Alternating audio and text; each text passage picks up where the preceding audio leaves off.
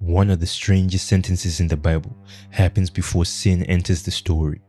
Before Abraham, before Moses, before Israel exists. Genesis chapter 1, God says, "Let us make man in our image." And if you grew up in church, you were probably handed one of two answers. Either that is the Trinity, or that is just the royal we, and then everybody moved on. But the Bible does not move on because God keeps speaking like there are others in the room. In Job, the sons of God present themselves before the Lord. In 1 Kings, the prophet sees the Lord on his throne with the hosts of heaven standing around him. In Isaiah, God asks, "Whom shall I send and who will go before us?" In Psalms 82, God stands in the divine council and judges other spiritual beings for corrupting justice. So here's the question. If God already knows everything and has full authority and needs nothing from anyone, why does scripture keep showing him speaking to a heavenly assembly? That is what this video is about. Not because God is one member of a committee, not because heaven is a democracy, because the Bible's picture of heaven is not empty space with one lonely throne. It's a court. And once you see the court, a lot of the Bible stops sounding strange. Let us start with one word that makes people nervous. Elohim. In English, most people hear God and think it always means one thing, the one creator of everything. But Hebrew uses Elohim in a wider way. It can refer to Yahweh, the God of Israel. It can refer to the gods of the nations. It can refer to members of a heavenly court. It can even be used in strange edge cases for spiritual beings from the unseen realm. So the question is not, are there other beings equal to Yahweh? The Bible answer is no. The question is, does the Bible believe there are other spiritual beings in God's world? And the answer is yes. Think of the word human. A king is human, a child is human, a criminal is human, a judge is human. The category does not make them equal in authority. It tells you what kind of being they are. Elohim works like that in many biblical passages.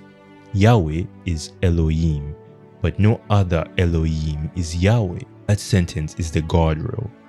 If you miss the first half, you flatten the Bible's spiritual world. If you miss the second half, you turn the Bible into polytheism. The divine council view holds both. There are heavenly beings and Yahweh is incomparable. Now go back to Genesis 1. Let us make man in our image.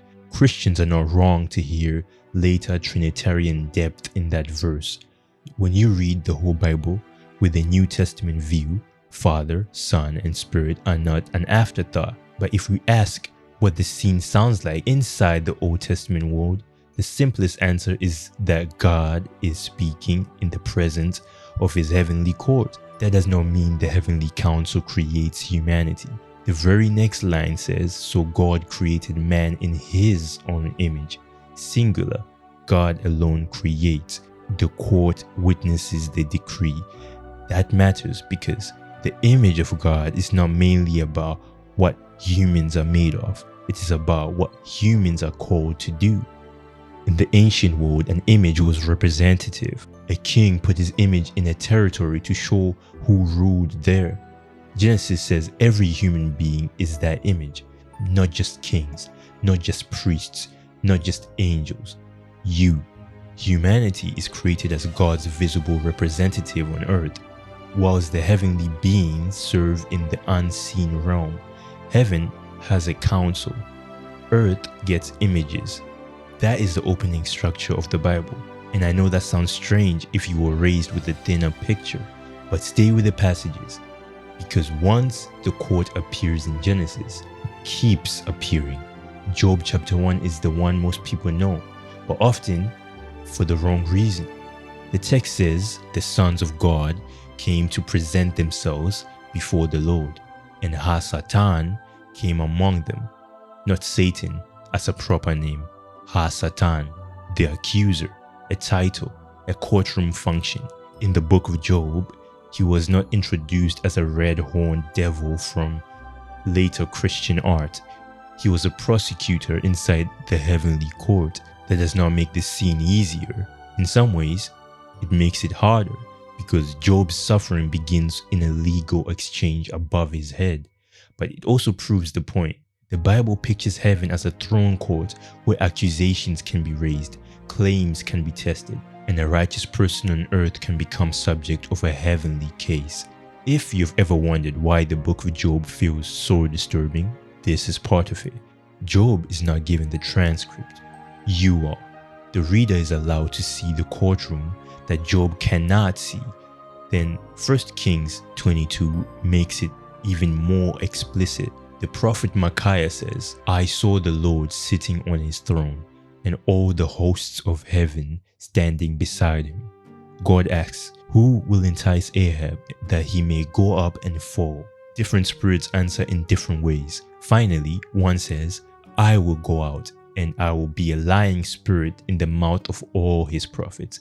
God says, "You are to entice him, and you shall succeed. Go out and do so." That is not a passage most people put on coffee mugs, but it is one of the clearest council scenes in the Bible. God sits enthroned, the hosts stand around him. A question is posed, the members of the court respond, a mission is authorized, and if that makes you uncomfortable, good. The Bible is not embarrassed by scenes that make modern readers slow down. When a judge asks for a witness, it is not because the judge forgot the case. When a king asks his counsel, it is not because the king has no authority. The question creates participation. It brings the court into the justice of the act. God speaks to the assembly not because he needs information. He speaks because he governs through ordered authority. That is the key. The council does not reduce his sovereignty, it displays it. Isaiah chapter 6 gives you the most famous version. Isaiah sees the Lord high and lifted up. Seraphim cry out, "Holy, holy, holy." The temple shakes. Isaiah collapses under the weight of his own uncleanliness. Then God says, "Whom shall I send? And who will go for us?" Again, the plural again. A heavenly room again, a mission. Isaiah does not spend the chapter solving the grammar. He answers the call. "Here I am, send me." That is what happens in the council scenes. The heavenly court is not there to limit God. It is there because God's rule creates vocation. Angels are sent, prophets are sent, humans are commissioned. The throne room becomes the mission room. Now, we have to go to the passages that makes this whole topic unavoidable. Psalms 82. God has taken his place in the divine council. In the midst of the gods, he holds judgment. That is the verse, not a hidden commentary, not a buried apocryphal text. In your Bible, God stands in the council and he judges the Elohim. Why? Because they failed to govern justly. The accusation is not that they were imaginary idols. The accusation is moral. How long will you judge unjustly and show partiality to the wicked? Give justice to the weak and the fatherless. Rescue the weak and the needy. Then comes the sentence, "I said, you are gods, sons of the Most High, all of you. Nevertheless, like men, you shall die." That line is shocking because these beings are real enough to be judged, but they are not ultimate. They can die, they can fall, they are accountable to the Most High. This is where the divine counsel becomes more than a strange heavenly detail. It becomes part of the Bible's explanation to why the nations are corrupt. Deuteronomy 32 says that when the Most High divided the nations, he fixed their boundaries according to the number of the sons of God. Now, your English Bible says sons of Israel. That's a textual issue. The Dead Sea Scrolls preserve a reading that says the sons of God. The Greek Septuagint has a similar idea with angels of God, and most scholars who work with this passage think sons of God is the older reading. Okay, here is the plain version. After Babel, God gave the nations over to heavenly rulers, but Israel was Yahweh's own portion, his own inheritance. The nations were not abandoned into chaos, they were assigned. And Psalms 82 shows the trial after those stewards became corrupt. They judged unjustly, they accepted worship, they bent the nations away from the God who assigned them. That is the Deuteronomy 32 worldview. It is the background under Daniel's Prince of Persia. It is the background under Paul's principalities and powers. It is the background under the Great Commission. Because when Jesus rises from the dead, what does he say? All authority in heaven and on earth has been given to me.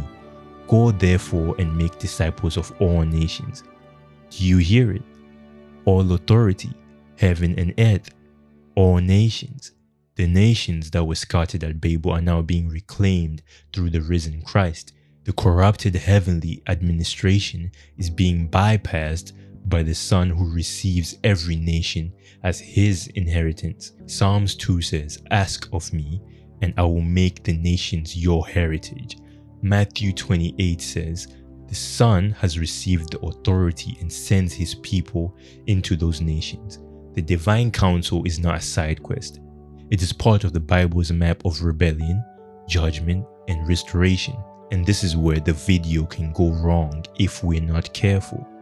The point is not that you should be obsessed with the rankings of spiritual beings.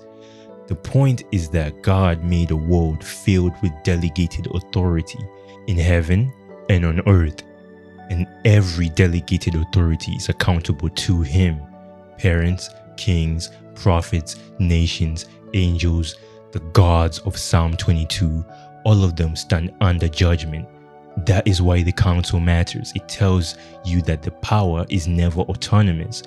Even supernatural power, even ancient power, even power that shaped nations for centuries, it is still summoned into the court. It still answers to the throne. And I think this is a good time to pause and real quick, if this is the kind of careful biblical investigation that you want more of, I'm trying to build a channel where the strange passages are not skipped but also not sensationalized.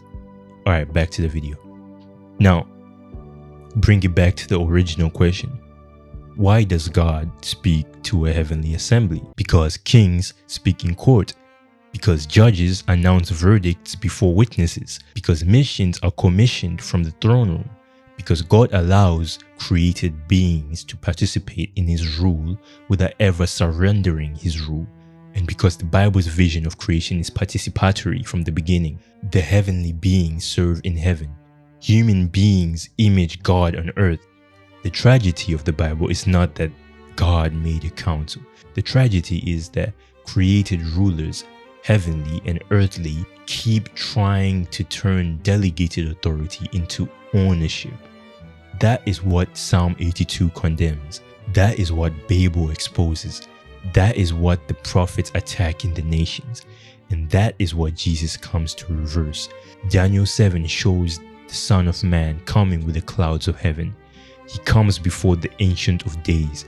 He receives dominion, glory, and a kingdom, and all peoples, nations, and languages serve him. That is council room language again. Thrones, books, judgment, dominion transferred, the kingdom taken from beasts and given to the Son of Man, and then somehow given to the saints of the Most High. And that is the part most people miss. The story does not end with humans replaced by angels. It ends with the redeemed humanity restored to the vocation we were made for. Paul says believers will judge angels. Revelation says God's servants will reign with him.